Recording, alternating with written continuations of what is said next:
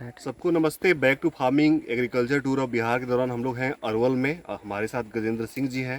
ये बागवानी करते हैं, मछली पालन करते हैं और मछली पालन में भी इनका बहुत ही बढ़िया काम है। आपके पीछे जो दिख रहा है ये एक छोटा सा तालाब है। यहाँ से और दूर इनका तकरीबन 10 बीघे का तालाब है। हालांकि वहाँ पे अभी बहुत ही रास्ते ख़राब है, जा नहीं सकते वहाँ पे। तो यहाँ पे इनका एक छोटा सा तालाब है, एक मदर तालाब है जहाँ पे अपने छोटी मछलियों की या जो हम नर्सरी बोलते हैं उसको रखते हैं। अच्छा, मछली पालन पिछले कुछ सालों से बिहार में शुरू हुआ है। पहले तो लोग बहुत ही ट्रेडिशनल वे में, जो हमारे यहाँ के पोखर होते थे, जो परंपरागत तालाब होते थे उसमें किया जाता था या नहर वगैरह में। अभी हम लोग तालाब बना के उसको साइंटिफिक वे से मछली पालन कर रहे हैं।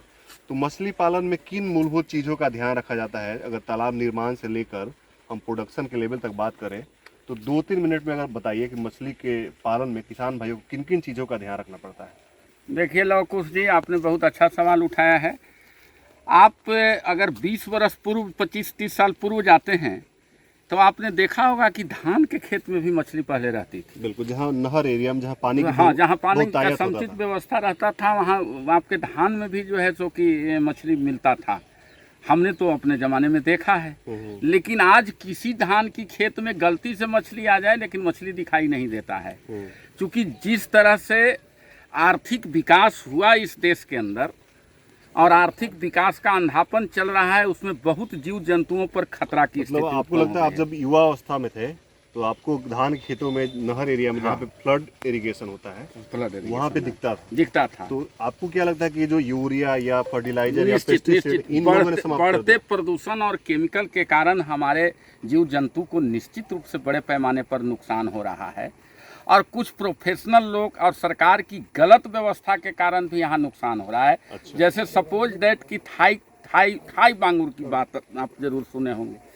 और किसी भी बाजार में आपको 50 रुपये, 60 रुपये, 100 रुपये से नीचे आपको जो है तो थाई बांगुर मिलेगा। अगर उस थाई बांगुर के बारे में किसी डॉक्टर से बात करेंगे तो 15 दिन थाई बांगुर अगर खा लेगा तो निश्चित रूप से कैंसर का खतरा उसको उपस्थित है। हाँ। इन मछलियों पर सरकार ने बैंड तो लगा दिया है, लेकिन कोई तरीका नहीं जिससे यही कंट्रोल उत्तर किया प्रदेश जा सके। सरकार का एक न्यूज हमने कुछ दिन पढ़ा था कि कई टन मछली पकड़ाया, उसको गड्ढा खोद के गाड़ा गया। वहाँ तो कुछ काम हुए हैं जैसा कि हमने मतलब आपके कहने का मतलब है जो लाभकारी मछलियाँ थी उनका संख्या कम हो गया, आज जो विषैले मछली है। आपको दुर्भाग्य की बात है कि इस बात पर हमारे सरकार गंभीर नहीं है।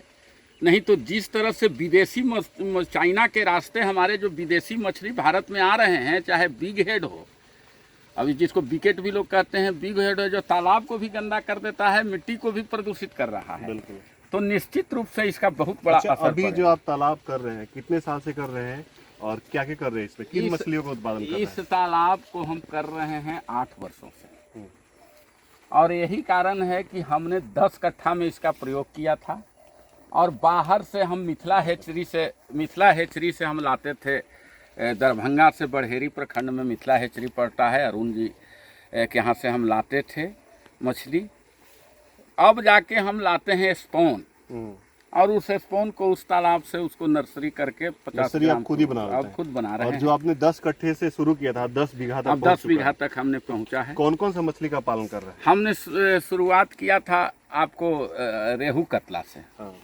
क्योंकि जासर हमारे इलाके में बड़े पैमाने पर हो रही है। लेकिन वही पटना में जासर का रेट अगर पता करते हैं तो 80 रुपये किलो मिलता है, 90 रुपये किलो मिलता है।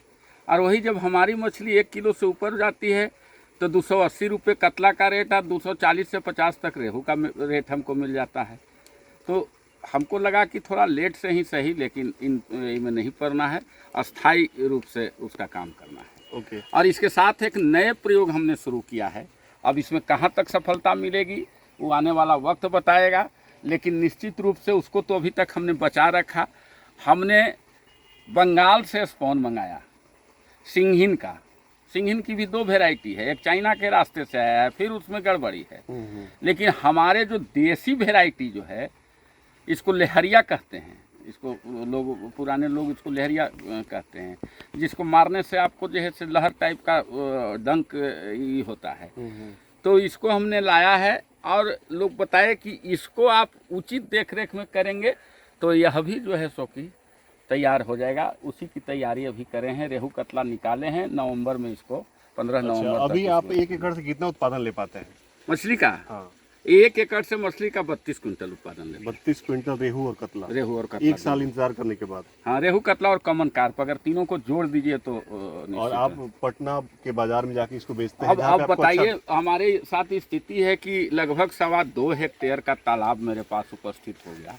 लोकल मार्केट हमारी मछली खपाने में अभी असमर्थ है, क्योंकि हम सोन के किनारे रहते हाँ हैं। हाँ, वहाँ पे जब लोग सोन में ये आता है तो मघड़ा और सोन बचवा का उस समय सब लोग हम भी खाना चाहते हैं। हाँ हाँ बिल्कुल तो उस समय ये रहता है, तो उस समय हमको तो पटना के मार्केट में भेजना पड़ता है। बिल्कुल।